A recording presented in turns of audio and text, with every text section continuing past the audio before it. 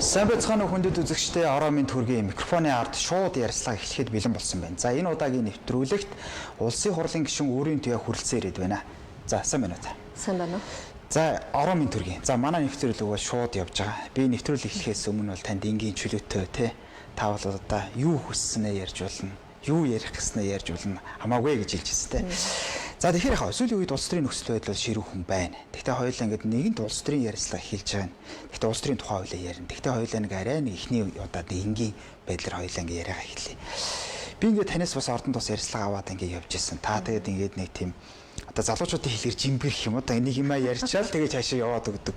Нэг ингээд цааш нь угсруулаад юм хум ярихгүй тэгээд байгаад идэг гэсэн. Би таны нөгөө Говь Сүмбэр аймагт мэрэгжлийн яналтад ажиллаж исэн гэж дуулаад. За ёстой л нөгөө мэрэгжлийн хяналтын энэ л хүн байна та гэд. Тэгэхээр та ер нь сэтгэл хөдлөл ихтэй юу? Мэдээж хүн юм чи сэтгэл хөдлөл байлгүй яах вэ? Тэгэд хүн бол бас сэтгэл хөдлөлөө удирдах хэрэгтэй. Тэр тусмаа төрийн ажил хийж байгаа. Одоо төрийн өндөр албан тушаалд ажиллаж байгаа юм бол сэтгэл хөдлөлөөр асуудалд хандаж болохгүй гэж боддог шүү дээ. Тэр утгаараа тий. За одоо удахгүй намын чинь хурал болох гэж байна. За одоо энэ хэддүгээр хурал гэж явж байгаа вэ? Одоо бид нар чинь маргааш нөгөөдөр эхлэх гэж байна. Нөгөөдөр хурал. Тийм. Одоо 15 16.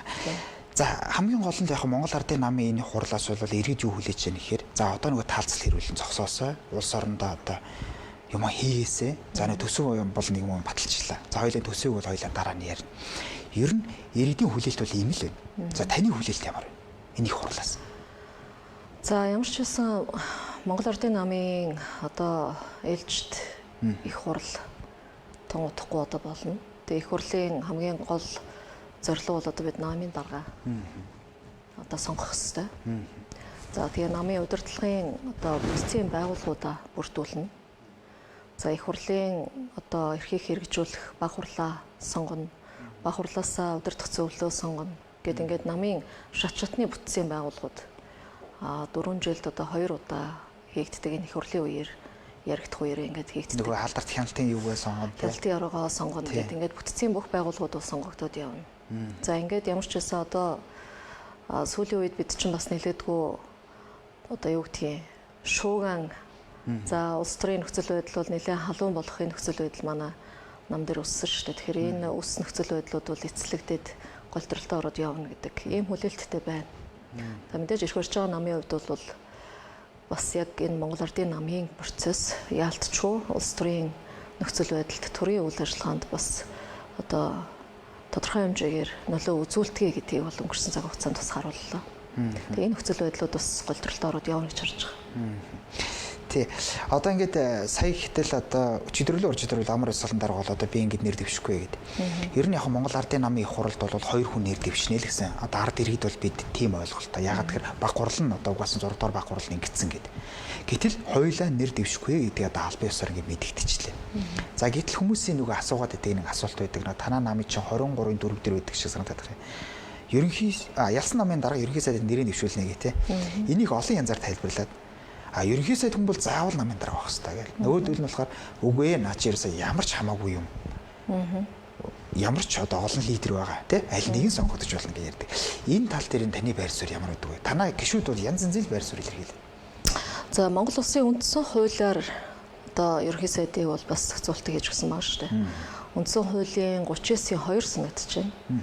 Тэгэхээр ерөнхий сайдад бол одоо тухайн шатны одоо тухайн одоо улсын хурлын сонгуульд ялсан нам эсвэл олонх болсон одоо нам эвсэл ерөнхий сайдыг нэр дэвшүүлнэ. Нэр дэвшүүлээд ерөнхийлөгч 5 хоногийн дотор одоо саналаа улсын хурлд хүргүүлдэг. Тэгээ улсын хурлаар одоо шийддэг юм зарчимтай. Тэгэхээр ялсан нам нэр дэвшигчээ гэж нэрээ дэвшүүлнэ гэж. Үндсэн хууль дээр бол заавал ялсан намын даргыг нэр дэвшүүлнэ гэдэг заалт бол байхгүй. Тийм үндсэн хууль байна. Тийм. За манай Монгол Ардын намын 4-23-ын 4 та бас зөвлөж байна. 23-ын 4 тийм 23-ын 4 дээр улсын хурлын сонгуульд ялалт байгуулсан одоо нам ялалт байгуулах юм бол ерөнхий сайдад намын даргыг нэр дэвшүүлнэ гэдэг заалттай.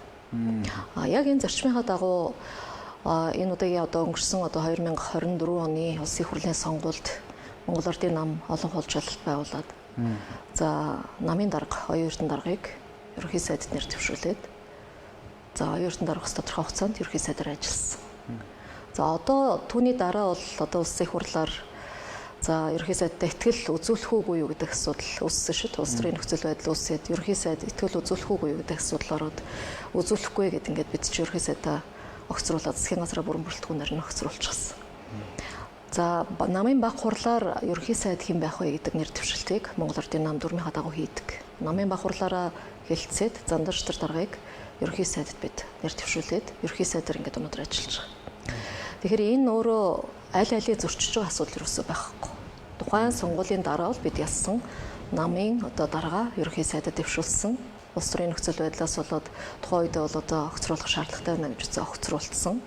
Баг хурлаараа бүр эрхийн хүрээнд баг хурлын бүр эрхийн хүрээнд ерөнхий сайдад зандарчдар даргаыг нэр дэвшүүлээд өнөөдөр ерөнхий сайдаар ажиллаж байна. Тэгэхээр энд бол ямар нэгэн юу гэдгийг заавал одоо намын дарга нь ерөнхий сайд байх ёстой гэсэн зарчим алдагдлаа гэдэг зүйл бол үгүй гэж харж байгаа. Тэгээд сая за ерөнхий сайд томилогдоод за дараа нь одоо 3 сарын хугацаанд эн чинь 100 хоногод дуусгалаа ерөнхий сайдын хувьд засгийн газрын хувьд тийм ээ. За ингээд намын баг хурлаа дахин зарлаад одоо ерөнхий сайдаа одоо намын дарга болгох гэдэг юм уу те. Яг намын дарга байх ёстой гэдэг энэ зарчмынхаа сонголтыг хийх цаг хугацаанд бол дахин өөр өрсөлдөгч гарч ирсэн. Манай их хурлын дарга байсан амар эсгэлэн дарга бол одоо нэр дэвшгээ илэрхийлсэн. Тэгээ энэ нь бол ямар нэгэн байдлаар хориглож байгаа зүйл бас байхгүй л те. Чөлөөтэй. Монгол Ардын намын гишүүн өөрийгөө Монгол Ардын намын даргад нэр дэвшүүлэх бүр хэрэгтэй. За тэгээ хоёр намын лидер хоёлаа одоо манай Монгол Ардын намын лидерүүд. Тэгээ лидерүүдийн хувьд бол бас 3-2-ыг авч одоо нийт баг хурлын гишүүдийн 3-2-ыг авч ийж намын дарга болно. Тэгэхээр 3-2-ыг авахгүй бол энэ чинь намын дарга болох боломжгүй болчихно. Тэгэхээр энэ утгаараа бас их хурлаараа намын даргын асуудлаа шийдэж гэдэг саналыг бас тухайн үеийн бас тийм туршлагатай улс төрчид манай олон одоо туршлагатай улс төрчид бол тухайн үе зөвлөж ирсэн гэдгийг бас ярьж ирсэн. Тэгэл одоо баг хурлаараа шийдчих нь зүйтэй байна гэж үзээл тэгэл энэ дэр асуудал үүсэл энэ асуудал бас баггүй хугацаанд өрнөлөөлтөө. Тэгээ одоо бол их хурлаараа намын даргын асуудлаа нэг мөрхний талд нь гаргаад намын бүтцийн байгууллагуудад томилоод ингээд голдролтой орно гэдэгт бол бүр итгэлтэй байна. Тэр баг хурал гэснээс та бас яг сануулчлаа. Хүмүүс бол тэр баг хурлыг бол дөрмийн бос болсон. За тэр бол хоёр эрдэсмэрс бүртгүүлсэн одоо тэгээд 3-2 дайлал нь хөрөөгөө зөндөө юм байгаа шүү дээ. Сүүлдээ нэг хүн дээр хураасан гэд. За энийг бол зөндөө ярьсан. За дөрмийн бос болсныг нь амар уйсгалан дарга баг өөрөө мэдчихсэн. За яагаад өөрөө мэдчихсэн болсон бэ гэсэн чи дэж өгөхд өөрөө өгөөгүй юм. Ерөөсө одоогоор өгөхгүй. Энд чи өөрөө тэрий чин эсүүлдэхүүгээр нөө юугээр хүлэмжшөөрөд юм лээд. Тэгэхээр та нэрэн тэр 6 дугаар баг хурлын энэ олон түмний шүүмжилтийн санал нэг байдаг. Би ч өөрөө одоо баг хурлын гишүүнээр дөнгөж сонгогдож ороод эхний хурал шүү дээ. Улсын хурлын гишүүд бас бүтэн жил одоо бас баг хуралд бол урилгаар оролцсон. Тэгээд одоо яг энэ сүүлийн баг хурал дээр бол бид яг саналын хэрэгтэй оролцож орсон. Техний санал хураалтан дээр мэдээж бид итгэл үнэмшлэрээ одоо намын даргад хэн байх боломжтой гэдэг санал хураалтаа хийсэн. За тэрнээс хойш тэр дараагийн тоолгын комисснийг журам гаргаад явсан хоёр дахь санал хураалт хийсэн энэ процессыг бол би дөрмийн бус болсон гэж үздэг. Алдарч учраас дараагийн санал хураалтанд оролцоогүй. Тэр байр сууриач бас өнөөдрийн хүртэл илэрхийлсээр ирсэн. Тэн дээр бас нэг чин дархнаас ирсэн хүмүүсийг ч хөдөлчлөө. Инээ тэрэгэл зөндөл олон асуудал яриад ингээд явсан. Яг хөө тэгэл одоо тухайн үеийн нөхцөл байдлыг баггүй хугацаанд бас ярьцгаасан шүү дээ. Тэгээд одоо дархныхыг эрдэнтийнхнийг цоожлчлоо гэдэг асуудлууд гарсан. Тэгэд юу гэж одоо баг хурлын гишүүд нэг гишүүнд нэг дарга цоожлуудаа сууж авах вэ? Тэр бол бас тийм алдаа оноотой л мэдээлэл байсан гэж харж байгаа. За хоёул одоо ингээд ерөнхий сайд руугаа эргээд оръё. За ингээд ерөнхий сайд болвол намын дарга ингээд өөр хүн болох нь тодорхой болчихлоо шүү дээ. Одоо ерөнхий сайдаас өөр хүн болох нь. Гэтэл ерөнхий сайд цааштай одоо ерөнхий сайдаа хийгээд явах болцоотой юу гэж. За та бидний нөгөө төрөний ярьдгийг л одоо зарим хүмүүс мошгоод байна л да. Болцоогүй энэ ч одоо өөр шүү дээ гэд. А нөгөө тал нь юу гэж ярьж байгаа нэр засаг төрөөр доктортой байх гэж нэг ярьж байна.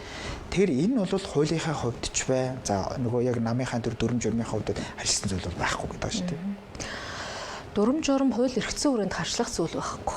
Хамгийн гол нь намын дарга болсон одоо хүн ерөнхий сайдтай ойлголцож ажиллах тухай асуудал байна. Тэгээд одоо бид бол за ямар ч байсан одоо манай хоёр кандидат нэр дэвшиж тухайн үед нэр дэвшээ явж байсан ерхий сайд улсын хурлын дарга хоёрын хувьд аль аль нь энэ одоо сунганд энэ сонгуульд өрсөлдөхгүй гэдгийг илэрхийлжлээ. Тэгэхээр мэдээж дараагийн 3 дахь шөнийн асуудал яригдаж таарна. За тэгээд засгийн газрын үйл ажиллагааг хэр доктортой байлгах тал дээр хэр ойлголцож ерөнхий сайдтай ойлголцож ажиллахаас л ажлын үр дүн харагдаж штэ. Энд ер нь болохгүй зүйл уг нь байхгүй. Ойлголцоод ажиллахад бол засаг төрийн ажил нь засгийнхаа ажлаар, намын ажил нь намынхаа ажлаар ажлаа уялдуулад явхад харшилдаад ах зүйл уг нь байхгүй. Тэгээд нэгэнт одоо Монгол Ардын намын мөрийн хөтөлбөр сонгуульд одоо бид бас амлалтаа өгч мөрийн хөтөлбөрөө боловсруулж орсон. Энэ ялсан намын мөрийн хөтөлбөрийг хэрэгжүүлэх нь одоо засгийн газрын мөрийн хөтөлбөрөөр дамжаал төрийн бодлого болол явдаг л юм л тогтолцоотой шүү дээ бид чинь. Тэгэхээр одоо намын бодлого шийдвэр, намын одоо сонгуульд амласан амлалтууд энийг хэрэгжүүлэхэд засгийн үйл ажиллагаанд аль нь тусаж орох юм. За энийг хамтдаа хэрэгжүүлээд явах алхмуудаа төрийн түвшинд альныгаа хийх юм, улс төрийн түвшинд альыг авч явах юм ингээд ойлголцоод явхад энд бол ямар нэгэн үйл ойлголцлын асуудал үүсэхгүй гэж харж байгаа. Тэгээд намын даргын хувьд бол одоо бас нэлээдгүй цэгцлэх ажлууд гарах байх гэж харж байна. Мэдээж намын бүтцийн байгууллагууд шинээр байгуулагдана. Тэгэхээр намын бүтцийн байгууллага за тэгээ орон нутгийн одоо бас намынхаа үйл ажиллагааг зөвтрүүлэх гэдэг ингээд ер нь бол бас багагүй хугацаанд намын ажлууд бас нэлээд олцголол гэж ажиглаж байгаа миний хувьд. За тэр юун дээр нэг асуулт байна. За одоо жишээ нь ингээд танаа нам одоо ингээд замаргалдлаа гэх юм уу, талцлаа гэх юм уу, хуваагдлаа гэх юм одоо ингээд янз бүр тий. За энэ бол гол юу нь бүтцтэй байгаамаа. Одоо манай энэ тогтолцоонд байгаа юм гэж. За та одоо мэдэн шүү дээ. Ерөнхий сайд ерөнхийлөгч нарын зөрчилдөд үеийн үед л явж ирсэн тий. За энийг л одоо өөрчлөх гэж тэр 2019 оны үндсэн хуулийн нэмэлт өөрчлөлтийг уг нь хийж ерөнхий сайдыг улам илүү эрх мэдэлтэй болгож тий. Ерөнхий сайдыг амар огцруулдаггүй байх ч юм уу тий. Энэ дэвшил рүү явсан гэж. Гэтэл сүүлд ерөнхий сайд улсын хурлын дарга нь одоо ингээ хоорондоо ийм сонирн байдалд орлоо. Энэ чинь бас өмнө ажиглагдаж байгаагүй энэ ийм сонирн юу болж явлаа. За энэ бол нэг тогтолцоонд байгаамаа гэж хүмүүс ярьж байгаа. А нөгөө талны юу гэж ярьж байгаа нэхэр үгүй баялагийг хараал. Баахан юм ярьлаа сая нүүрс энэ тэр нь хамаатай хамаагүй гэл. Тэгээ нэг хоёр компани цолж аваад за тэр компанийн хүн энэ компанийн хүн ингээл үз тарлаа шүү дээ. Тэгэхээр энэ уг шалтгаан дэр нь юундаа байсан гэж бодлоо. За таны ярьж байгаа одоо асууж байгаа асуултан дээр би үндсэн хоёр асуудлыг бас ярих зүйтэй байх гэж бодож байгаа. За нэгдүгээр тогтолцоо гэдэг бол бас харах хэрэгтэй юм билээ. Хэрвээ одоо та санаж байгаа бол бас энэ чуулганы хуралдаан дээр ерөнхий сайд одоо засгийн газраа огцруулад за дээр нь улсын хурлын дарга огцруулсан хурлыг нэг өдөр хэлсэн шүү дээ. Тий.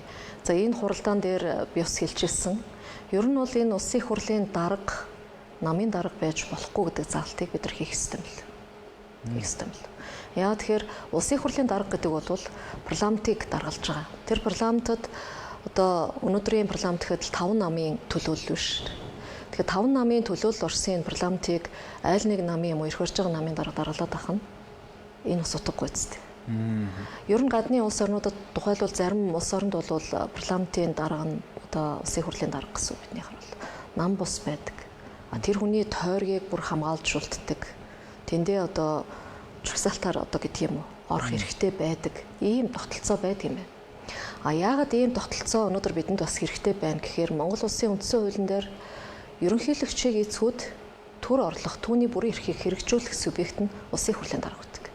Өөрөөр хэлбэл ерөнхийлөгчийг эзхүүд Монгол улсын үндэсний эв нэгдлийг илэрхийлэх тусгаар тогтнол үндэсний аюулгүй байдлыг хангах гол үүрэг их хурлын дарга төрж байгаа. Энийг хариуцж байгаа юм бол аль нэг намыг одоо даргалаас сууж яж болохгүй байна гэдэг зүйлийг бол би бол тунгааж ажилласан. Тэм учраас магадгүй энд бид нар ийм зохицуултыг хийх хэрэгцээ шаардлага үүсэж байгаа юм байна гэдэг нь харагдаж байна гэдэг үгийг би бас чуулган дээр хэлжсэн л да. За нөгөө талдаа энд бол одоо юу гэдгийг бид нэг тийм эрх ашигын эрэм гэдэг зүйл алдагдчихв гэж би харсан. Миний хийж байгаа дүгнэлт. Бид нар нэгт улс орны эрх ашигыг тавих хэрэгтэй. За хоёрт нам улс төрийн эрх ашиг байх хэрэгтэй. За хувь хүний эрх ашиг бол одоо хэд дугаарт байх хэрэгтэй. Тэр бол ард байх хэрэгтэй. Гэтэл өнөөдөр бид өөрсдийнхөө хувь хүмүүсийн хоорондын асуудлыг авчиж нам руу оруулж ирээд намын асуудлаа одоо төрийн ажлын гацаа болгож оруулж ирсэнд бол үнэхээр бас харамсалтай байна. Тэм учраас энэ эрх ашигын эрэм балдагдаад ирэхээр ер нь энэ засаглалын хямрал руу орох ийм эрсдлийг дагуулдаг юм байна гэдэг нь бол харагдаж байна. За тэгээд энэ нэг баахан одоо хулгай зэлгээтэй холбоотой асуудлууд яригдсан. За өнөөдөр одоо бас яг энэ асуудлууд юу нь үнэн байсан, юу нь худлаа байсан гэдгийг эцэслэн тогтоодог байгууллага бол хууль хяналтын байгууллага нэгэ тогтоох баг. За манай хууль зүйн сайд бол нэлээд нутаг баримтууд юм гаргаад өчигдөр мэдээлэл хийчихлээ. Тэгээд тодорхой хүмүүстээр бас одоо хян шалгалтын ажлууд хэрэг үүсгэх асуудлууд үүсэт явж байгаа юм байна гэж ойлгож байгаа.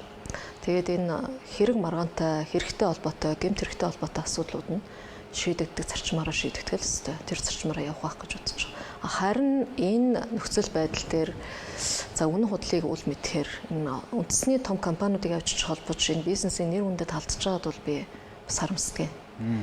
Одоо нэг хэсгийн л одоо бид нар чинь ингээл хоёр хуваагаал явлаа шүү дээ. За одоо магадгүй зандар шатар даргаыг дэмжиж гин гэж нэг хэсэг нь харж ах шиг байна. Одоо засгийг огцруулахгүй гэсэн хүмүүсийг зандар шатар даргаыг дэмжиж байна гэдэг. За их хурлын даргаыг огцруулахгүй гэсэн үнийг амар эсгэлэн даргаыг дэмжиж байна гэж. Эцсийн дундээ энэ хэн нэгэн хүнийг хэн нэгэн даргаыг албан тушаалтай байлгахын төлөө талцаа туваагдаад байгаа зүйл бол миний хувьд бол биш. Би хэдийгээр засаг Монгол Улсын засгийн газар доктортой байх ёстой гэдэг зарчим дээр байр суурьтай байсан ч гэлээ гэсэн. Энэ бол би тогтолцооны зарчмын хуулийн хүрээнд л асуудлаа тавьж байгаа. Өөр ихтгэл үнэмшлийн хүрээнд. Тэгэхээр анханасаа процесс буруу явчлаа. Нэгдүгürt засаг огцруулах гэхэд процессын зөв явах ёстой. Шаардлага хангахгүй байна гэж үзэж байгаа бол эрхэн улсын хурлын гишүүдэд байна. Тэр процессын зөв явах ёстой. Улсын хурлын даргаыг огцруулах ёстой гэж үзэж байгаа бол санал гарах эрхэн гишүүдэд байна. Мөн ялгаагүй процессын зөв явах ёстой. Хин нэгэн давуу эрхтэй дабл стандарт, дабл журам дүрм гэж байж болохгүй. Эрх мэдэлтэй, алгатай, кноптой, микрофонтой хүн давуу эрхтэй байж болохгүй л гэдэг ийм л зарчмын хүрээнд одоо ихтгэл үнэмшлэрээ үзэл бодлоо илэрхийлж гарсан. Тэгээ яг энд бол бид нар үндэсний айл нэг компаниуд одоо MCS гэл компаниг нэрлэж байна.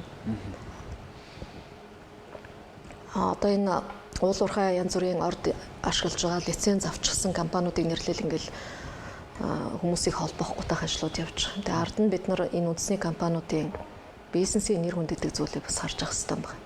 Харж авах хэрэгтэй байна. Улс төрчтэй холбож авчиад ингээд улс төрийн золиос болгоод байвал Монголд яаж бизнес хөгжих вэ? Яаж хорон оруулалт татах вэ? Тэгэхээр энэ бизнесийн салбарыг улс төрөөс жоохон ангид байлгах энэ хууль эрх зөрчим бас чухал юм байна л гэж харагдаж байгаа. Одоо яриад байна гэж ядл яриад. Одоо шинэ танилуу ярьсан. Одоо ингээд нэг хоёр компани чи яриад өөрөөс нэг гişүүд рүү. За одоо өөрийн төв минь одоо энд өнгөд ингэв шүү. За ингэж гараа өргөв шүү. За энэ одоо ингэж одоо юу шүү гэл ингээд одоо нөгөө хоёр компани дээр чинь хуваагдсан гэж яриад байгаа ш. Нэр үнэхээр тгий танилуу ярьсан. Намайг одоо нөгөө засгийг авчулдсан гэл MCS-ийн трол гэл нэг баахан бичнэлээ. За би бол мэдэхгүй. Би MCS компаниас нэг ч хүн мэдэхгүй. Нэг ч захирал танихгүй. Надтай нэг ч хүн яриаггүй.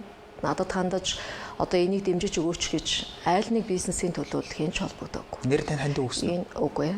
Энэ бол цэвэр миний ихтгэл үнэмшил. Тэ. За түрүүн та тэр чухал юм ярьчлаа.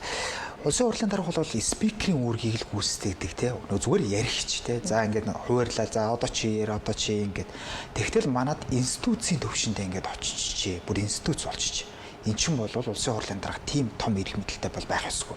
Бүр тэр тусмаа үндэсний аюулгүй байдлын зөвлөлийн 3 гишүүний нэг байх ч ёсгүй. Энэ улсын хурлын даргаыг бүр авч хийгээд. За тэгтэл улсын хурлын даргын зөвлөх байсан хүн надад ярьсан юм л да. Үгүй эн чинь гээд институт байж болно гэд. Одоо эн чинь өөрөө байх ёстой юм гэж ярьж байгаа. Гэтэл улсын хурал нь өөрөө институт юм уу? Улсын хурлын дарга нь өөрөө институт юм гээд ийм ялгаагүй тийм нэг сонирн байдалтай болчихж байгаа юм л та. Тэгэхээр улсын хурлын даргын эрх мэдлийг бууруулна гэдэг дээр бол та бүхэн санал нэгдэжлээ. Яг зөвлөдөө улсын хурал институт юм уу? Улсын хурлын дарга институт юм уу гэж. Тэгээ сая яг л энэ нөхцөл байдал харагдлаа шүү дээ. Улсын хурлын тамгын газар жишээлбэл одоо их хурлын гишүүдийн улсын хурлыг үйл ажиллагаа явуулах боломжоор хангаж зөвлөж хүрхтэй юм уу? Улсын хурлын даргыг үйл ажиллагаа явуулж зөвлөж хангах хүрхтэй юм гэл. Яг л ийм нөхцөл байдлууд руу орууллаа л да. Тэгэхээр энэ өөрөө институц нь өөрөө улсын хурл шүү дээ. Тэ? Улсын хурлыг одоо удирдах энэ хуралдааныг зохион байгуулах хуулиар хүлээсэн чиг үүргийг дундаасаа сонгосон дарга одоо хэрэгжүүлж байгаа юм. Алхам шүү дээ. Яалтчгүй одоо юу гэдгийг Монгол улсын үндэсний аюулгүй байдлын зөвлөлийн нэг бүрэлдэхүүн гишүүнд ордог нэг гишүүн. Тэр нь өөрөө би түрүү хэлсэн үндсэн хуулиар ерөнхийлөгчийг орлох хэрэгтэй субъект нь улсын хурлын дарга байхгүй. Тэгээ энэ агуулгаараа бол бас үндэсний аюулгүй байдлын зөвлөлийн гишүүнээр орж байгааг бол бас буруутгах үндслэл байхгүй. Одоо гараа хурлыг даргалах процесс дээр их хурлын чигүүргийг хэрэгжүүлэх процесс дээр бол одоо их хурлын нэг л субъект гэдгээр ойлгоход жоохон зүйтэй л гэж ойлгож байгаа. За ингээ хоёлаа ярьлаа. Одоо хоёлын төсөөрөө нэг орохгүй болохгүй нэ тий. Төсөө одоо ингээ батлагдлаа. За төсөө болж чадахгүй байна. Чадахгүй угаасаа гэдэг ийм явлаа шүү дээ нэг хэсэг. Наад бол чи хэрэлдээд уралдаад юу төсөвтэй мантаа гэд. За тэгсэн чи ямар ч байсныг баталчлаа. За гítэл одоо та өөрөө гүйцэтгэгчээр одоо томилогц төсвийн байнга ороо гэд те. Энэ байнга ороо чи ажиллаа муу хийгээд байна. Засгийн газраас боож оруулж ирсэн төсвийг л ярьж байна. Бүр ингэж улсын хурлч бүр задлж те. Энийг хасах, энийг нэмэгч гэдэг юм. Ингэж бүр явах ёстой байсан юм аа. Тийм учраас төсөв болвол яг засгийн газрын боож ирсэн хэмжээнд л явчлаа гэсэн хүмүүсийн хардлага байгаа юм л да. Тэгэхээр та төсөв дээр ямар байр суурь хэрэглэв? За төсвийн бодлого гэж байх хэрэгтэй маа Монгол улсад. Тий. Аливаа улс орны одоо төсвийн бодлого гэдэг бол эдийн засгийн өсөлтийг дэмжсэн. За энэ инфляц, үн ханш, за ард иргэдийн одоо амьдралд нөлөөлж байгаа айл өрхийн тэр одоо хэрэглээ, карманд орлогот нь нөлөөлж байгаа энэ бодлогыг одоо макро микро түвшинд нь зохицуулж авч явах хэрэгтэй төсвийн бодлого гэж байх хэрэгтэй. Энэ төсвийн бодлогыг засгийн газар одоо Монгол банк за улсын хурлаас баталж өгч байгаа энэ бодлогын хүрээнд явах хэрэгтэй юм а. Ялгаатай ойлголтууд юм. Үндсэндээ их хурл бол одоо Монгол банкны үйл ажиллагаанд бас хяналт зохицуултаа гэж энэ мөнгөний бодлого зөв явж гин үгүй юу гэдэг дээр за макро эдийн засгийн түвшинд одоо төсвийн бодлого хэрэгжиж чадж гин үгүй юу? Энэ төсвийн доктортой байдлын тухай хууль, төсвийн тухай хуулийн хэрэгжилт ямар байгаа юм? Засгийн газрын үйл ажиллагаанд төсвийн баталж өгсөн төсвийн гүйцэтгэл зарцуулалт ямар байгаа юм? Эндээ төсвийн байнга ороо хяналт өөрө хэрэгжүүлэх хэрэгтэй. Харин засгийн газар бол өөрийн хэрэгжүүлэх гэж байгаа тэр мөрийн дэвшүүлсэн мөрийн хөтөлбөр зорилгынхаа хүрээнд тухайн жилд юу хийх ёстой вэ гэдэг зорилго үр дүндээ таарсан төсвийг багцлж орж ирэх хэрэгтэй. Өөрөөр төсөв болвол ардаа үр дүнтэй байх хэрэгтэй. Ямар үр дүнд хүрэхин тулд энэ мөнгийг зарцуулах гэж байгаа. Ямар үр дүн гарах гэж.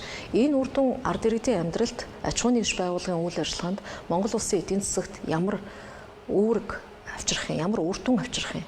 Энэ үр дүнгээр л төсөв өөрөө уягдчих хэвээр байна. Тэгэхээр засгийн газрын оруулж ирж байгаа төсвийг улсын хурл задлаад бүгдийн задлаад одоо ингэж жиргээд ч гэдэг юм уу. Энийг насаад энийг нэмээд ингэж хийх ёстой гэдэг бол төсвийн байнга орооны их ёстой ажил биш. Их ёстой ажил биш.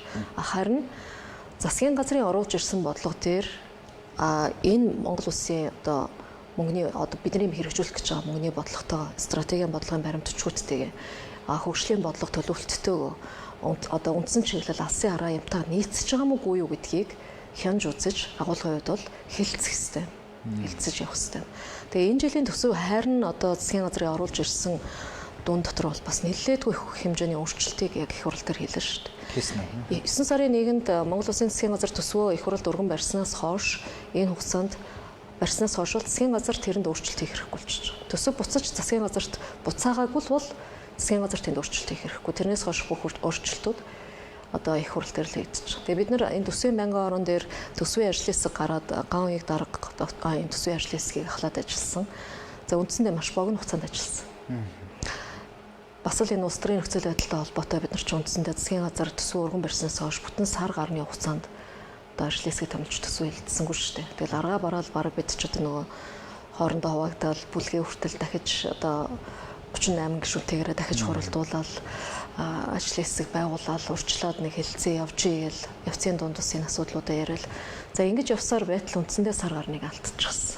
Тэгээд одоо үлдсэн хугацаанд бол яг энэ улс төрийн нөхцөл байдалтай уялдаад багш нарын цалин, эмч нарын цалин, ахмадын тэтгэвэр тэтгэмж, за одоо хөгжлийн бэрхшээлтэй иргэдийн асаргааны мөнгө төгрөг гэл ингээл олон асуудлууд дээр ард иргэдээс санал гарсан, жагсаалт цуглаан хийсэн, үйлдвэрчний хөвлөлийн холбоодууд бас одоо санал хүсэлтээ гаргасан гэдэг ийм олон нөхцөл байдал энэ төсвийн одоо энэ засгийн газраас орж ирсэн төсвийг нэлээд хувиргах, өөрчлөх үндэс нь болж өгсөн гэж хэлж болно. Тэр жагуулгаараа үндсэндээ энэ ч марг их 80 1.2 их 80 төгрөгийн асуудал бол төсвийн өөрчлөлтөнд орно гэдэг бол засгийн газрын өргөн барьсан төсөвт өөрчлөлт орно гэдэг бол том хэмжээний өөрчлөлт их хурл дээр орсон гэж ойлгох хэрэгтэй. Нөгөө 1.3 их 80-ыг алдагдлаа чигээр баталчлаа сая. 1 их 80 54 мянган алдагдлаа төс батлагдсан байна.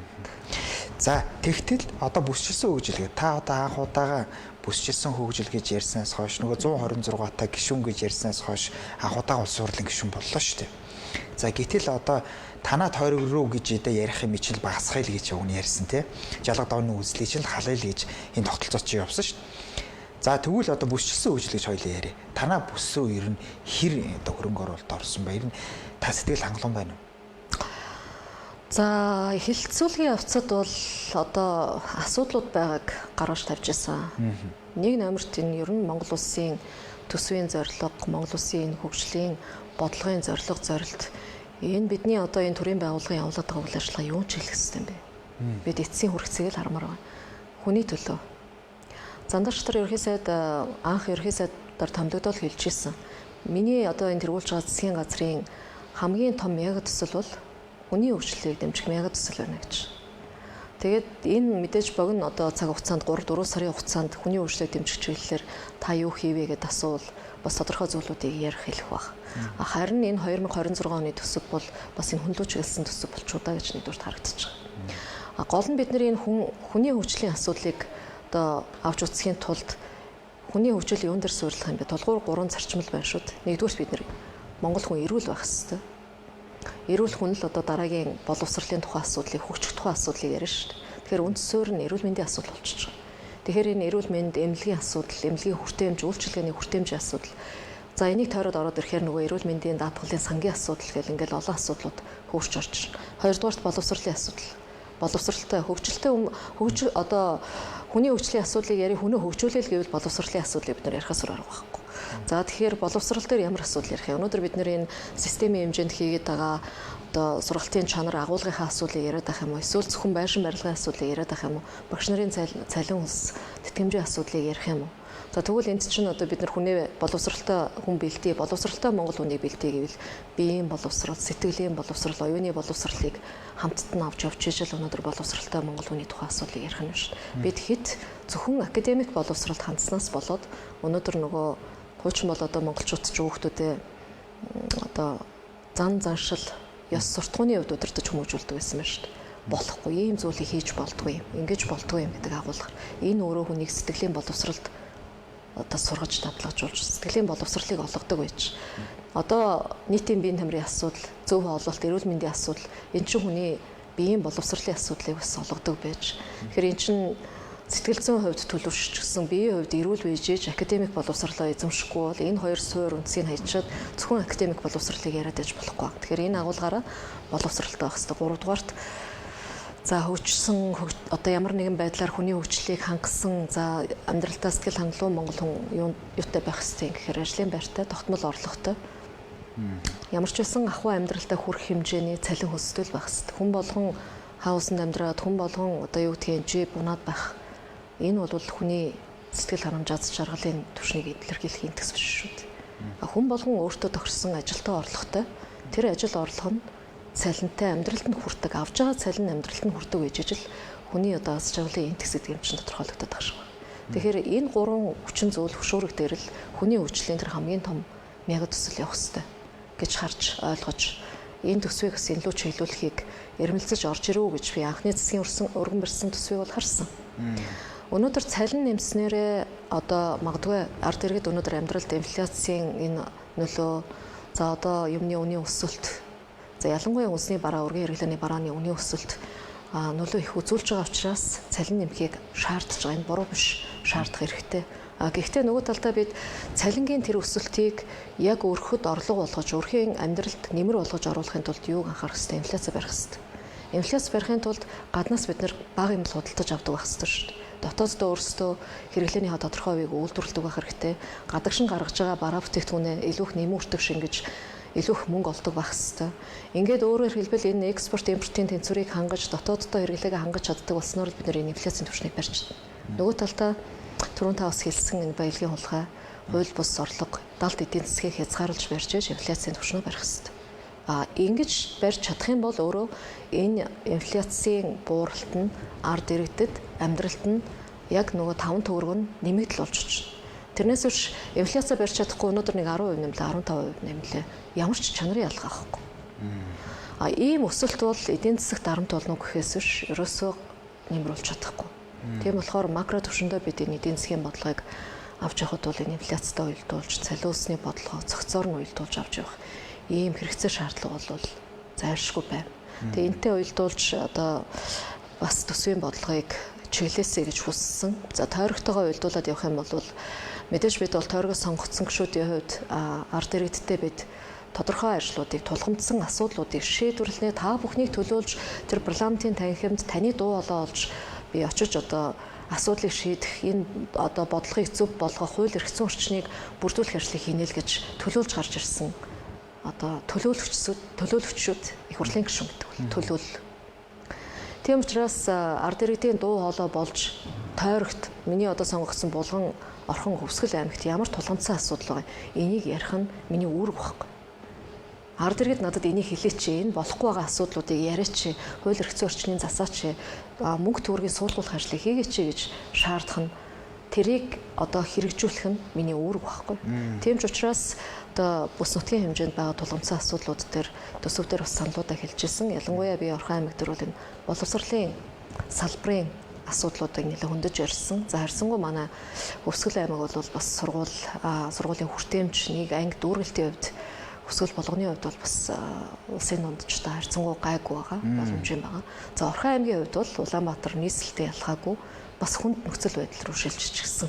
Хүнд нөхцөл байдалд орсон. Нэг анги одоо 60-70 хүүхэдтэй. За одоо нэг сургуулийн 1-р анги 4 бүлэг нь сургуультай багтахгүй. Өөр сургууль руу одоо харьяалын шилжүүлж чадахгүй. Тухайн сургуулийнхаа 4 бүлгийг өөр сургуулийн одоо анги танхим руу шилжүүлж багш нарын өрөө суллаж хүүхдүүдийг хичээл зааж шүү дээ. Яг л Улаанбаатар хот шүү. Яг л Улаанбаатар хот шүү. Тийм учраас энэ боловсролын салбарт хийгдэж байгаа хөрөнгө оруулалтын чанар хүртээмжийн асуудал хангалтгүй байна гэдгийг нэлийн сөхөж 2 сургууль дээр жишээ олгож авч одоо ярьсан. Тэгээд энэ бол би жишээлбэл тойрогт манай тойрогт тулгамдж байгаа асуудал учраас би мэдээд бусад аймагуудад яг ийм асуудлууд бас л байж байгаа. Энэ болгоныг гаргаж ирж хөндөж ярих хэрэгтэй байна. За тийм ч учраас бас энэ удаа төсөв дагсан хуулийн хууль тогтоомжийг одоо хилцүүлэхт бэлтгэх улсын хурлын нэгдсэн чуулганаар оруулахын ажлыг ахалж байгаа ажлын хэсгийн ахлагчийн хувьд төсвийг 2026 оны төсвийг хэрэгжүүлэх түүний одоо мөрөөр авч хэрэгжүүлэх арга хэмжээний одоо үүрэг даалгаврыг засгийн газарт улсын хурлаас өгөх юм тогтоолын төслийг бид боловсруулж байгаа. За энэ тогтоолын төсөлтөөр бас энэ хөрөнгө оруулалт урт удаан хугацаанд хийгдээд үр дүнгээ өгөөг байгаа хөрөнгө оруулалт засгийн газар зэгцлээ. Салбар болгоноор нь. Одоо боловсролын салбар гэхэд 2019 онд эхэлж гисэн тухайлах юм бол Эрдэнэтэд эхэлсэн 2 сургууль өнөөдрийн хүртэл дуусаагүй. Тэгээд дунд нь ингээд гүйцэтгэгчтэй гэрээг нь цуцлаад нөгөө барилга нь ингээд хийхдэггүй зогсоод орхицсон. Төсөв туртах нь хөрхөө байцсан гэд. Магадлал ийгээ төсвийг оруулаад ирлээ. Боловсролын яам төсвийн тухайн баталсан жил нь нөгөө эрхээ шилжүүлж аймаг орон нутагт нь зарлах эрхийг олохгүй гэж байгаа л нэг хэмнэлтийн хуулиар 5 сарын 30-наар татдаг асуудал үүсчихэд байгаа шүү дээ. Энэгээр татагдал хөрөнгөнд татагдсан. Ингээд 250 хүүхдийн 2 сургууль Эрдэнэтэд жишээлбэл 500 хүүхдийн сургууль орох боломж нь байхад энэ боломжоо ашиглахгүйгээр тавигдсан мөнгөө ашиглаж чадлагүй татуулж одоо бусад ажлууд руу хэлгэжэл ингээд хараа суучих жишээ. Тэгэхээр энэ улсын хэмжээнд байгаа ийм хөрөнгө оруулалтуудыг бүгднийг нэг цэгцлээд бүх хөрөнгө оруулалтуудаа үзээд ирэмблээд юуг нь хийж дуусгах юм, юуг нь дуусгах боломжгүй юм. Хууль хяналтын байгууллагад өгөө шийдвэрлэх нь юу юм? Шийдэх боломжгүй заа шинээр төсөв тавиад дуусгах нь л. Эсвэл бүр одоо тэр аж ахуйн нэгжтэй хариуцлага тооцоолоод одоо арга хэмжээ аваад явах нь юу юм гэдгийг ингэж ангилж энэ төсвийн хөрөнгө оруулалтуудыг ирэмбэлж дараа дараагийн хөрөнгө оруулалтуудаа хийх ёстой гэдэг энэ зарчмын байр суурийг бас гаргаж ажилласан. Тэгээд ялангуяа Эрдэнэ хотод тулгамдсан асуудал, боловсролын асуудал байгаа учраас энэ боловсролын салбарын хөрөнгө оруулалтын санхүүжилтэн дээр нэлээд анхаарч ажилласан. За манай Хөвсгөл аймаг за Эрдэнэт одоо булганыг чиглэлд явж байгаа гол дархан салингийн чиглэлийн авцамаар ингэж дамжиж Эрдэнэт рүү хазааж одоо цаашаа явж байгаа шүү дээ. За энийг бас төтлөх. За ялангуяа тэр үндсэн одоо дархан салингийн авцамын ачааллыг бууруулах. За наагур нь бас нэг 100 км төтлөөд эдийн засгийн хувьд бас үр ашигаа өгчих хэмжээний замын асуудлыг анх Батлууд гишүүн санаачилж Европын цэргийн тусгалтын одоо банк бас одоо тодорхой санхүүжилтийн гаргаж зураг төсөө юм хийсэн байдаг. Энэ ажлыг эхлүүлэх хөрөнгийн үсгийн төсөвтөр суулгасан. За хойд бус нутаг бол аялал жуулчлалыг хөгжлийн үндсэн чиглэлээ болгож, аж үйлдвэрийг хөгжлийн дэд одоо чиглэлээ болгож одоо бусчилсан хөгжлийн бодлогоо тодорхойлсон. За энэ бол засгийн газрын бусчилсан хөгжлийн бодлогын одоо баримтчиг туссан хөгжлийн чиглэлүүд. Тэгээ энэ хүрээнд ханх хатгалын чиглэлийн одоо хатгалаас ханхын чиглэлийн нэг талдаа аялал жуулчлалын зам, нөгөө талдаа энэ бол эдийн засгийн коридор, олон улсын эдийн засгийн коридор Монгол улс руу одоо урд хойд хоёр хөршийг холбож байгаа. Энэ коридорыг холбосон гол одоо шуум автозам болж байгаа. Энэ замыг одоо оруулах, тавих хөрөнгийг бас эхлүүлэх хөрөнгийг тавьж тусгаснараа манай хойд бус нутгийн хөгжлийн бодлого руу чиглэсэн хөрөнгө оруулалтууд бас энэ саний төсөөлөл тавьсан байгаа. Тийм. Тавигдлаа гэж үзэж байгаа. За энэ дээр бас та товчгаар хэлээд өгөр. Би бас ингэж боддог энэ төсвийн ирэн баалдагдчихжээ манад. Юу нь мэддэхгүй юмн дээр юм тавиад нөгөө чухал биш юмн дээр чухлын тавиад ч юм ингээд ийм холион мантан болоод байна. Тэгэд төсвийн ирэн бид дээр яагаад алдагдсан бэ гэхээр бас энэ төсвийн тухайн хуулиуд байт юм. Замбрааг олон хуулиуд. Одоо шинэ боловсролын салбар заавал хэдий шинэ улсын төсөө юм уу ч юм ингээд тавиад идэг те. Тэр иймэрхүү нөхцөл байдлаас болоод энэ төсөв чи өөрөө төсөв биш болоод байна. Нөгөө төсвийн менежмент гэж яриад байдаг шүү дээ. Тэр төсвийн менежментийг хийх тийм орон зай ерөөсөн байхгүй байна л гэж яриад байгаа байхгүй. Энэ дээр та санал нэгдэг. Санал нэгдэнэ. Тэр шаардлагагүй олон хуулиудыг л цуцлаа яа. Одоо бид нар төсвийн хуулиар төсвийнхаа асуудлыг зохицуулдаг. Боловсролын хуулиар боловсролын процессын үйл ажиллагааг зохицуулдаг. Одоо юу гэдгийг хөдөлмөрийн хуулиар хөдөлмөрийнхаа харилцааг зохицуулдаг. За цэргийн албан агчдын хуулийг тэр процессын төвөөрн зохицуулах баймаар байгаа. Эргээд энэ дээр яах вэ гэхээр маш олон тийм улс төрчлөлтийн өнгө аяс орж ирээд нөгөө хуулийн өөрчлөлтүүд нь орж ирэхдээ дандаа төсөвт ачаал болох хуулийн залтуудыг салбарын хуулиудад оруулдаг. Төсвийн өмнө хариуцлага хүлээсэн залтуудыг оруулдаг. Соёлын хуулийн дээрч тэр цэргийн албан агчдын тэтгэвэр тэтгэмжийн хуулийн дээрч тэр за одоо бүр нийгмийн даатгалын хуулийн дээрч тэр одоо бид нар чинь ингээл малчтынхаа нийгмийн даатгалыг төр хариуцснаа гэл чи өөрөө яах вэ гэхээр төсөвдөр ачаалаа олгох байхгүй. Тэгээ энэ бодлого өөрөө юунаас болоод ингээд алдагдаад байгаа юм гэхээр бас нэг ийм зүйл харагдаад байгаа. Улсын хурлын гишүүдийг ажлыг яаж дүгнж үнэлж чинь гэж хичнээн хууль санаачилж батлуулж хэрэгжүүлсэн бэ гэдгээр нь одоо сайн гишүүн гэж үнэлэх гэдэг л та. Гэтэл энэ хуулийн одоо хоорондын уялдаа холбоо, хуулийн легитим шин чанар гэж нэг юм байх хэрэгтэй. Хууль гэдэг бол одоо дураараа оролдоод нэг тогтоол нэг одоо юу гэдгийг зүйл заалтын өөрчлөл нэг хуулинд авчиж ихтгэл нөгөөхийн нөгөө хууль руу навчиж өөрчлөл энийг өөрчилж байгаа учраас энийг дагуулж өөрчлөе гэл ингээл одоо оролдоод идэг зүйл бас биш байна. Хуулийн үндсэн одоо зохицуултуудыг хангасан гол энэ үндсэн одоо зохицуулт болсон энэ хуулиудыг бол бас тогтвортойгоор барьж явах шаардлагатай.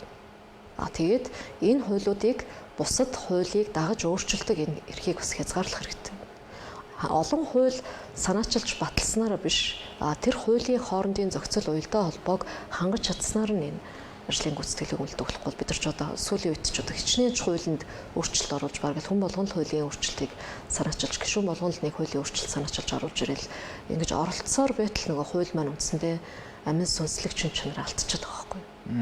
Тэгэхээр энэ хууль дээр өөрчлөлт оруулж байгаа зүйл дээр бол маш хатуу шаардлага шалгуур байх хэвээр.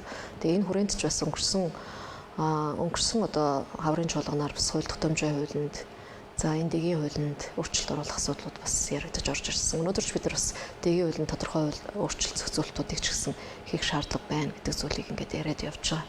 Тэгэхээр энэ бид нар эрх зүйн тогтолцоогоор оролцож байгаа энэ өөрчлөлтүүдийг хэрэгжүүлэх ухааны үндсэлтэй, тооцоотой, судалгаатай хийдэг байхгүй бол тооцоо судалгаа муутай орж ирж байгаа хуулиуд бол асуудал дагуулж байгаа. За цаашдаа төсвийн доктортой байдлын зөвлөлөөс өгж байгаа дүгнэлтээр бол цаашдаа бид энэ төсөв дагаж орж ирж байгаа хуулиуд төр их анхаарах хэрэгтэй байна. Ялангуяа татварын хуулиудыг төсөв дагаж оруулж ирдгийг болёо. Татварын хуулийг. Энэ бол цогц бодлохороо одоо цогцоороо явж иж энэ өргөж өгөх юм. Аль нэгэн зүйл заалтын төсвийн хууль дагуулаад өөрчлөхөөр энэ хуулийн үнэн одоо үндсэн шин чанар тэр амин сүнс нь алдагдаад байна гэдэг энэ өгч байгаа зөвлөмжийг бол бас даах хэрэгтэй байна гэж харж байгаа. За хоёулаа нөгөө нэг улс төрчсөн асуудал байгаа. Та төсвийн байнгын орны дарга болох уу энэ таны нэг үр гүйцэтгэгчээр тавьсан байгаа шүү дээ. За улсын хурлын одоо бүтцийн гол банкны хоруудууд 8,000 ороо тий гол банкны хоруудын одоо нэг төсвийн 1,000 ороо. За тэгээд сая гавь дарга маань үндсэн энэ оны төсвийг эх оны төсвөө одоо ингэж багцалж хийх үндсэн ажлаа бол хэрэгжүүлж дуусаад одоо шадар сайдын албан томилогдоод за тэгээд төсвийн 1,000 орооны гишүүн аль нэг гишүүнээр нь орлуулах юм хуулийн залттай. Тэгээд одоо надад хариуцлага үлээлгэж төр орлон гүйцэтгэх энэ үүргийг өгсөн. Банкны орооны даргыг хэн одоо би болъё гэсэн болчдөг ажил бас биш гэж харж байгаа. Тэгээд тухайн эзэмшсэн мэрэгжил, дадлага туршлага энэ бүх зүйлийг харгалзаж бас банкны орооныхоо гишүүдийн дундаас сонгодог. Тийм болохоор одоо улсын хурлын дарга бас одоо томилогдоогүй сонгогдоогүй байгаа энэ цаг хугацаанд төр орлуулж байна гэж ойлгож байгаа. Дарга сонгогдсны дараа энэ бас өөрийн процедур явдаг хууль дүрмийнхаа дагуу дараагийн дарга юм байх вэ гэдгийг сонгогдоод явах. Одоо танаа тойрогч одоо нэг 8 хүн байгаа шүү дээ тий. Миний санджаагаар бол одоо Батулга гişүүл одоо ганцаараа арилснамаас гарсан. Тэгээд одоо ажиллаа хийдгвэ. Ээжтэй загнуулаад яваад байдаг. Ер нь энэ тойргийн гişүүд ингэж хоорондоо ярьдгүй одоо альж нам хамаагүй шүү дээ. За манайх төр ийм асуудлууд байдаг гэдэг хэдүүлээ нийлээд уулзаад яриад ингэдэг үү ер нь одоо жишээ нь би бол танахыг бол тэгдүүл гэж харагдаад байгаа. За яг ардын намынхан бол яг хоорондоо тэгж бодол. Батулга гişүүн бодтой бол та тойргийн асуудлаар санаа оноо ярьж өг. За би бол Батулга гişүүнтэй өөртөө тойргийн асуудлаар уулзаж ярьж үзээгүй. Батулга гişүүнээ биетлүүлэгч одоо Эрдэнэтэд байгаа биетлүүлэгч бол бас уулзаад ажил төрлөө уялдуулъя гэд уулзсан. Надад бол татгалзах зүйл байхгүй. Яагаад гэвэл бид нэр сонгуульд өрсөлдөхдөө нам төлөвлөж өрсөлдөж байгаа. Их хурлын гишүүн болоод сонгогдоод тангар гургууд гараад ирсний дараа ард иргэдийг төлөвлөж ажиллаж байгаа. Тийм учраас энд тойргийн эрх ашигын төлөө нэгдэж ажиллах нь үүрэг гэж харж байгаа. Тийм болохоор надад бол аль нэгэн нам эвсэл гэж улс төрчхөөс илүүтэй тойрог дээр ялангуяа бусчилсан өвчлийн хүрээнд бодлого чиглэлээ хэрэгжүүлэхэд хамтраад ажиллахад ямар ч асуудал байхгүй. Нөгөө талдаа бид нар одоо зөвхөн тойрог дээр гэлтгүү өнөөдөр парламентд байгаа 5 намын түвшинч ч гэсэн тийм шүү дээ. Мэд одоо засгийн газрын мөрийн хөтөлбөрийг батлахад намын мөрийн хөтөлбөрөө бас өөрийнхөө одоо ард иргэдтэй амлсан намын мөрийн хөтөлбөр дотор туссан асуудлуудаа оруулах энэ л одоо концепц ажлуудыг хамтарсан засагчдад тухайн үед байгуулагдсан засгийн газрын мөрийн хөтөлбөрт айл ал бодлого тусгаал оруулсан энэ бодлогоо хэрэгжүүлэхийн төлөө хамтдаа л алах хэрэгтэй. Яагаад гэвэл одоо бид төрийг төлөөлж төрийн ажлыг хийж байгаа юм байна байхгүй. Ард иргэдийг төлөөлж одоо төрийн ажлыг хийж байгаа хүмүүс энэ төрийн төлөөлөлт зүтгэх үүрэгтэй. Тэгэхээр нөгөө эрх ашигын ярим гэдэг нэгдүгээрт ард түмний эрх ашиг, төрийн эрх ашиг, хоёрдугаарт намын улс төрийн эрх ашиг байх ёстой гэдэг энэ ярмынхаа дагуу ажиллах ёстой л гэж боддоо шүү дээ.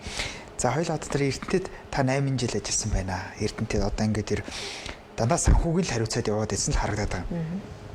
Би зүгээр таньс юм сонирхолтой юм асууя. Хүмүүсийн бас л асуудаг юм. Нэрэн одоо та худалдаа авах ажиллагааны үн дээр бас байсан бил. Нэрэн янз янз юм аваад ит юм. Одоо ингээд хичнээн жилээр нь бэйли мэйли авцсан ч байдаг л гэх юм. Өвлөн байсан чил зуны дугуй авцсан байдаг.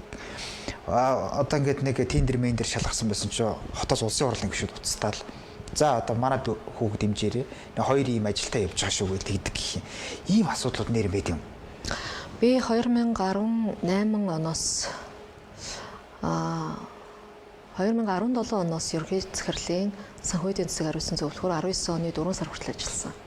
За 19 оны 4 сараас эхлээд ерөнхий захирлын санхүүгийн засаг хариуцсан орлогчоор ажиллаж байгаа. Дараа нь төрийн эмнэлтийн хуулиар тамгын газрын дарга, санхүү захиргаа удирдлагын газрын дарга гэдэг үндсэндээ би одоо Эрдэнэт улс төрийн санхүүгд 1-р гар үсэг зурж ирсэн. За төрийн өмчт компани болохын өмнө одоо Оросын тал 40%-ийг эзэмшдэг байх үед засгийн газар хоорондын хэлэлцээрээр Монгол Улсын хууль тогтоомж мөрдөхгүй ажилладаг байсан. Дараа нь Монгол Улсын хууль тогтоомжийг мөрдөж ажилласан цаг хугацаанаас за миний бие ажиллахдаа худалдаа хурцлагын хууль, төрийн худалдаа хурцлагын хуулийн хэрэгжилтийг хангах үүднээс 19 оны 4 сараас хойш захин нээлттэй тендер шалгаруулалт руу оруулах ажлыг бүр хийсэн. За энэ бол бас том байгууллага шүү дээ. Эрдэнэт улс төр бол том айл. За хамдуудтайгаа нийлээд 10,100 ам бүлтэй. За одоо тэрм долларын борлуулалтын орлоготой, тэрм гаруй долларын борлуулалтын орлоготой. За 24 цагийн тасралтгүй үйл ажиллагаатай. Жилдээ улсад их наядаас одоо илүү татвар улс орон нутгийн төсөвт төвлөрүүлж идэг ийм айлын хувьд энэ процессыг 1 сарын дотор юм уу одоо 2 сарын дотор жигдлэн гэдэг бол байх боломжгүй. За 19 оны 4 сараас хойш үндсэндээ хагас жилийн хугацаанд ажиллаж байж бид 19 оны 10 сар гэхэд бүх үйл ажиллагааг цахим тендер шалгаруулалтанд оруулсан юм байна. Хуучин төрийн худалдаа авах хуулийг мөрддөггүй байсан. За худалдаа авах ажиллагааг тодорхой хэлтсүүд нь тусдаа зохион байгуулдаг байсан. За энийг бол одоо 6 сарын хугацаанд бүтэн худалдаа авах ажиллагааг нэг цонхны шугамар за тендер шалгаруулалтаар зохион байгуулдаг болгож өөрчилсөн. Нийт худалдаа авалтын 90% шууд худалдаа авалтаар хийгддэг байсан. Шууд худалдаа авалтаар өмнө хийгддэг байсан. За бид тендер шалгаруулалтыг зохион байгуулж одоо нээлттэй тендер шалгаруулалтын зарчимд оруулснаар за өнөөдөр бол ямар ч байсныг 70% нь нээлттэй тендер шалгаруулалтаар за нөгөө харьцуултын арга хязгаарлагдмал тендер шалгаруулалт гэрээ шууд байгуулах арга гэдэг энэ аргууд нь үлдсэн хувьд нь явж байгаа.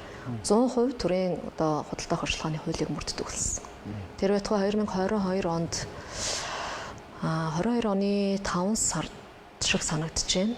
За Бадамсрын захирал ерхий захирлаар ажиллаж байгаа цаг хугацаанд энэ төрийн худалдаа авах ажиллагааг цахим тендерээр явуул ингэхдээ хиймэл оюун ашиглая гэж энэ боломжийг судлаа гэдэг ажлын хэсэг байгуулж ирсэн. Тэгээ тэр үеийн ажлын хэсэг бас багагүй хугацаанд судалж ажиллаад өнөөдөр бол бас Эрдэнэт үйлдвэр тендер яваал гэд захим одоо энэ машиныг хөгжүүлээд хиймэл оюун ухааныг хөгжүүлээд тендерийг хүн биш машин үнэлдэг энэ тогтолцоор орж явж байна. Харамсалтай нь одоо бид бас хууль бол жоохон хоцорч байгаа. Төрийн худалдаа авах ажиллагааны хуульд өөрчлөлт оруулах ажил бол үндсэндээ 3-4 жил одоо ингээд сунжраа явчихлаа.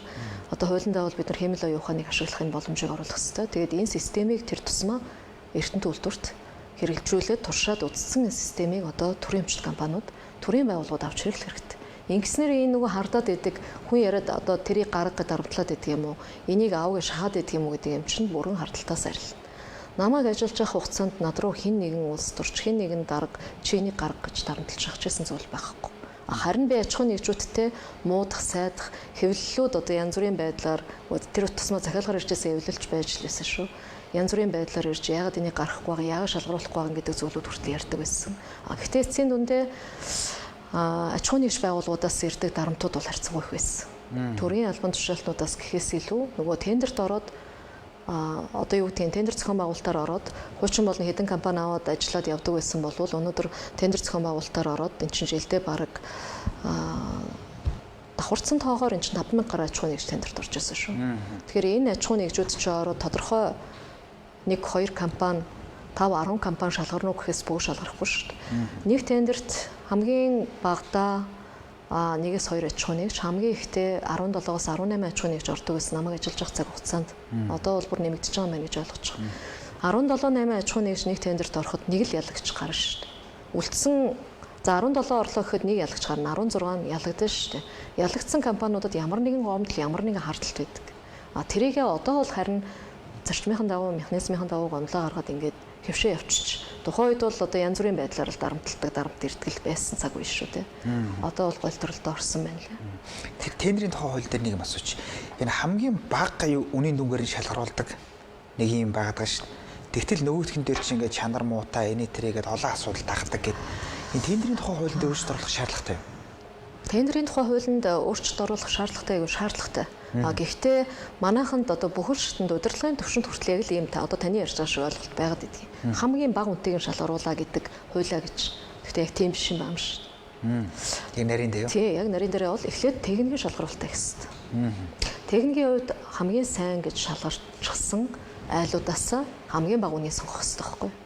Өөрөөр хэлбэл техникийн үзүүлэлтүүд нь бидний одоо энэ процессын үйл ажиллагааны шаардлага хангаж байна уугүй юу гэдгийг нэгдүгээр шалгаруулчихад тэнд шалгарсан хэд хэдэн компани дотроос хамгийн багыг л сонгох хэрэгтэй. Бидэнд энд ямар алдаа гараад идэх вэ гэхээр зарлж байгаа айлтч би манай энэ стандартад бас их хүчрээд юм аа. Стандартад бас их хүчрээд. Дээр нь энэ монополийн газар бас их асуудал үүсдэг. Нэгдүгээрт одоо бид нар чинь нэг юм Оросын бах стандартууд мөрддөг үйл ажиллагаанд. За тэр стандартын дагуу гэж тавьчихаар өнөө шаардлага нь зүгээр л ингийн элементарны хангадаг жишээтэй. Өөрөөр хэлбэл тендерийн баримтчиг боловсруулахад асуудал үүсдэг гэсэн үг. Бид нарыг авах гэж байгаа юмаа зөв тодорхойлж чадчихна уу? Энэ дээр нэгдүгээр асуудал үүсдэг. Энэ тавигдж байгаа стандартууд нь шаардлага хангаж байна уу? Стандарт тавих гэхээр нэг стандарт тавихаар нөгөө стандарт нь шаардлага хангадаг асуудлууд үүсдэг. Ингээд тавьдсан зүйл дээр нөгөө тэрэнд нь тааруулаад ороод ирж байгаа айлууд чинь шаардлага хангаад ороод ирж байгаа гэдээ үзчихэж шүү дээ. Гэтэл тэндээс хамгийн бага үнэтэйг нь авъя гэхээр нөгөө орж ирж байгаа зүйл нь яг бодит амьдрал дээр гүйцэтгэл шаардлага нийцдэг. За тэрийг энэ нь болохгүй байна гэдээ явцын дунд авчиад хязгаар тогтоочингууд монополийн газраас ядгүйхэр шударгаар өрсөлдөх боломжийг хязгаарлалаа. Энэ нь ингэсэн байх магадaltaй байна гэдэг нөгөө тендерийн зогсоочдөг. Ингээд тендер зарласан тендер нь одоо цаашаа явахгүй гацчихдаг. За эсвэл одоо аль нэг оролцогч нь гомдол гаргаад сангийн яам дээр зогсоочдөг. За сангийн яам тэрийн аль нэг талд нь шийдлээ гэхэд шүүхтэр явж хацаачдаг. За сүүлдээ ямар аргатай болсон гэхээр сангийн яам чинь одоо худлаа шийдвэр гаргалаа гэвэл нөгөө барьцааныхаа 20 сая хүртэл төгрөгөө одоо алддаг аж ахуй нэгжүүд. Тэгэхээр авилгатай тэнцэх газар тавьж өгчдөг. За ингээл нэг баахан шалгалтууд үргэлжлээл ард нь ажил нь явах байдаг. Тендер хийж байгаа нөгөө ажиллаж байгаа нөхдүүд нь өөрсдөө маш их хэмжээний стресс, дарамт, хэн шалгалтанд одоо уунж үндсэндээ тэр ажлыг хийх зоригтой шийдэл гаргах, шийдвэр гаргах хөнгө болж урддаг. Энэ өөрөө тухайн төрийн байгууллага, төрийн өмчт компаниудын ажлыг гацааж байгаа. Тийм учраас би юу гэж харддаг вэ гэхээр ялангуяа тасралтгүй 24 цагийн үйл ажиллагаатай тасралтгүй ингээд явж явах ийм процесстэй Эрдэнэ төлөвлөр шиг энэ үйлдвэрийн хувьд бол тэр оюуны өмчтэй яг тэр тухайн одоо брендийг нийлүүлж байгаа дэлхийн томоохон компаниуд биш хинч маргахгүй айл ашиглалтын зардал нь бага байдаг. Энэ айлаас авах эрх нь байхгүй л байхгүй хаалттай хязгаарлагдана. Энэ боломжуудыг нээж өгч энэ тендерийн хуулийг бол хоёр хуваах хэрэгтэй гэж ойлгох юм байна. За баярлалаа. Ингээ та бүхэн одоо би бүр асуултынхаа талд ч орсонгүй. Ингээ та бүхэн нөгөө ярилцлах хугацаа чи энэ төрөд ингээ өндөрчлөө. Зөндөө олон асуудал байлаа. Одоо би жишээ нь бол тантай бол энэ анхны одоо 32 гишүүн байж шүү дээ эмэгтэй. Тэгэл гендер гээл одоо зөндөө ярьж байна. Тэгээд гендер хэрэглэг эмэгтэй гэж ойлгоод байдаг. Уг нь хүүсийн тэгш ярьсан юм аа шүү дээ. Гэх мэтлэнгээр ингээ зөндөө олон асуудал байлаа. Гэвч одоо нэвтрүүлгийн цаг энэ төрөд өндөрлөө. Тэгээ урилга хүлээж авч ирсэн танд баярлалаа. Баярлалаа. За хүндэт үзэгчтэй микрофоны ард нэвтрүүлэг энэ төрөд өндөрлөө. Дараа 7 хоногийн энэ цагтаа иргэн уулзъя. Баярлалаа.